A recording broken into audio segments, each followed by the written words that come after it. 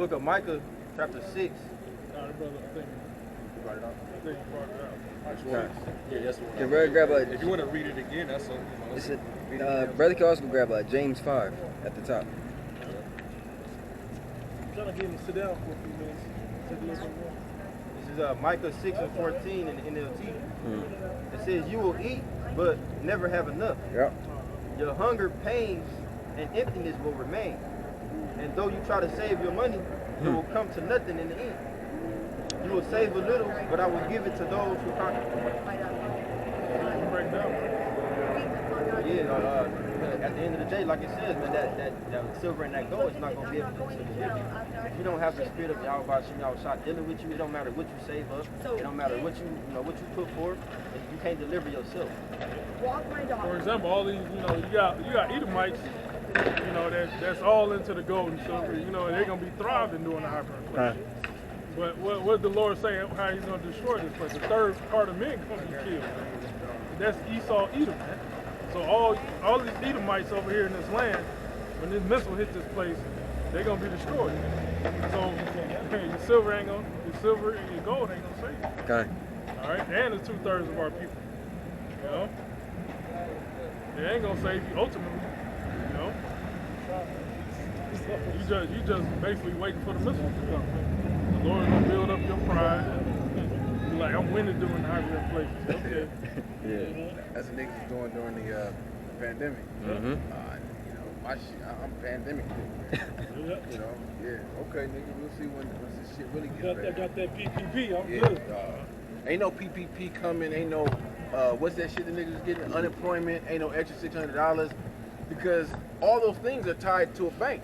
Yep. Yeah. So if all the banks are shut down, you're not getting shit from the government.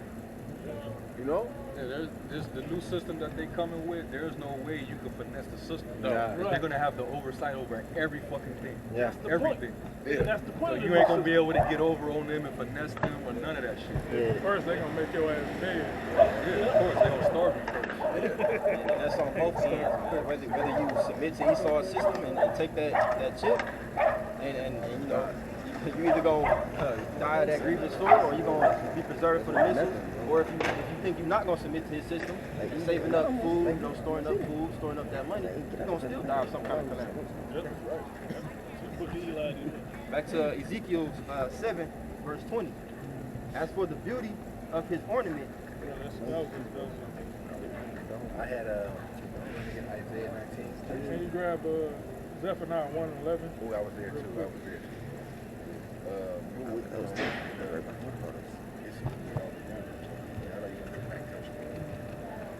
This is the book of Zephaniah, chapter 1 and verse 11. How ye inhabitants of Maktesh, for all the merchant people are cut When down. you understand I don't know if you was gonna say this, but when you understand Maktesh, it was a merchant city. Okay, so there was merchandise going on, which America's a merchant city. It's selling a lot, doing things, so it's no different. It's like I good. was gonna say it was the equivalent of a Wall Street, Yeah, like exactly. today. Trading stock. It was a port city, so as stuff was coming in and stuff was going out, money was exchanging. Traffic. And to tie it back to, as you said, America, that's why in Revelation 18 chapter it speaks about the merchants stood afar off, bewailing for America, man, because they see that their merchandise or their house of merchandise that they sold everything to is no longer existent, man. Yep. When you look up that word Maktesh, it goes into mortar. All right. Kind. So hey, how you Maktesh? So these banks going down. What you think it's gonna do to the stock market? You people got these 401ks like a bunch of idiots. And the Lord is gonna crater this fucking stock market. It's gonna be a beautiful thing, man. People gonna be jumping off skyscrapers. He's gonna be jumping off buildings and shit. I can't take it anymore. I lost everything. He's gonna put his family on first. But that's Face plant right in the seat. Some of these motherfuckers, they already see the fucking the tidal wave before it hits. Oh yeah. Because motherfuckers are selling their shares and shit. Like even the CEO of the Silicon Valley Bank, they said that like maybe 11 days before the bank failed, he sold at least 3.5 million in shares. So he already saw the fucking wave coming. Just before 9/11. Yeah, You kind. know, people, the small hats got a call, don't come in to work today. Wasn't it just recently a bunch of billionaires that sold their stocks? Yeah. Yeah, I forgot which stock that was. It was something big though. Yeah. And it was like, what are they? I don't know if it was Amazon or not Amazon. Yeah, Amazon. It was, Amazon? I think Jeff Bezos sold billions of his shares, What's put it he in doing? cash. What are you doing? Warren Buffett, you know, all these guys. All the billionaires. They're gonna more likely translate that cash into something that's tangible. Mm-hmm. You know? They know the money ain't worth shit. Another something, I mean, you people probably watch TV if you're not in the know, and if you watch TV, you probably aren't in the know. But when you watch TV, there's hints on there. Why, for the past 10 years, we buy your gold, yeah. old gold that you don't want. Why do you think they want to? We trade your gold for cash. Why do you trade your house in for cash? Your old junker car, your assets, we'll take it off your hands for cash. Why do you think they were doing that? Guns for cash. Guns, why do you think they're doing that? And these billionaires that, you know, put all their stocks in cash, they know a great Mac Tesh is coming, a great crater, then they're going to buy back in, you know? Because one hyperinflation hit, everything's going to skyrocket. Stock market, Dow Jones, everything's going to skyrocket. And they don't do anything unless they already have something in the works to move in next. Because when you don't have a solution, waiting when the problem comes, someone else comes in and takes over your whole situation. And that's the last thing they want. That's why they're helping to create it so it goes right to where they want it to, the way they want it to collapse. And so, like Brother said, it's a controlled demolition. Yeah. All the people at the top who was orchestrating demolition have all the gains from this destruction. Yep.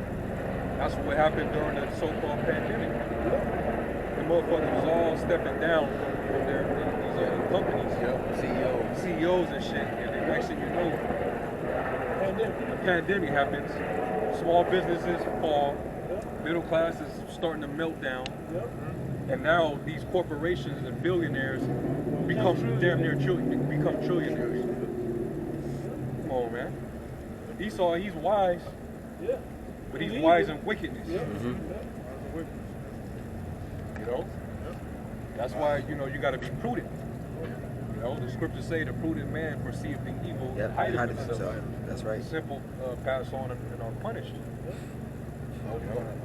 Back in Zephaniah 1, I'm going to jump down to verse 17.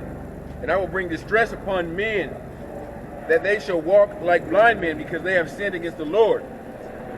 And their blood shall be poured out as dust, and their flesh as the dung. Neither their silver nor their gold shall be able to deliver them in the day of the Lord's wrath. So what's the point of hoarding up all this money for?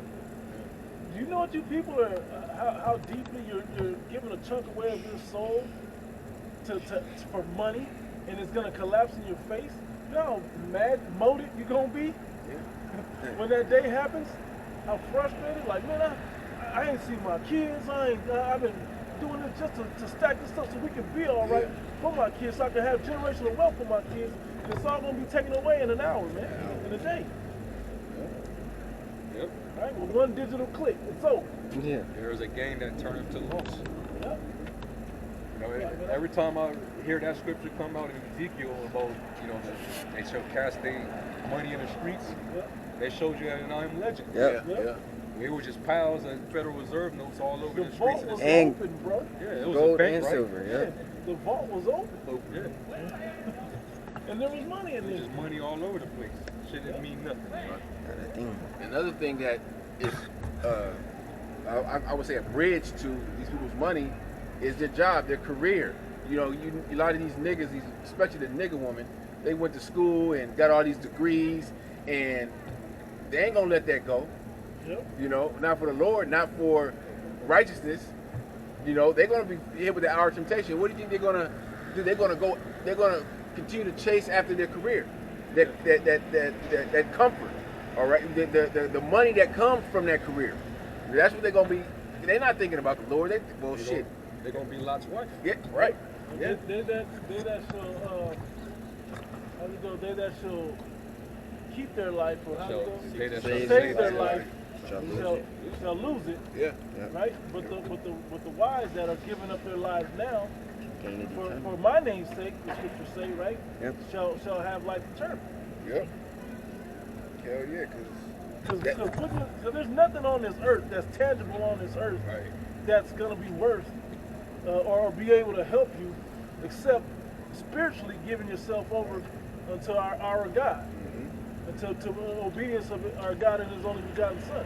That's the only thing that's that you can be saved from, saved with. When it says there's no other name under heaven whereby we must be saved. That's it. There's not money, not Gates, not Rothschild. None of them. Nobody else can save you in this day, man. The Lord's gonna have to send His angels to protect you. Yep. And the Lord ain't gonna send His angels to protect the nigga. Right.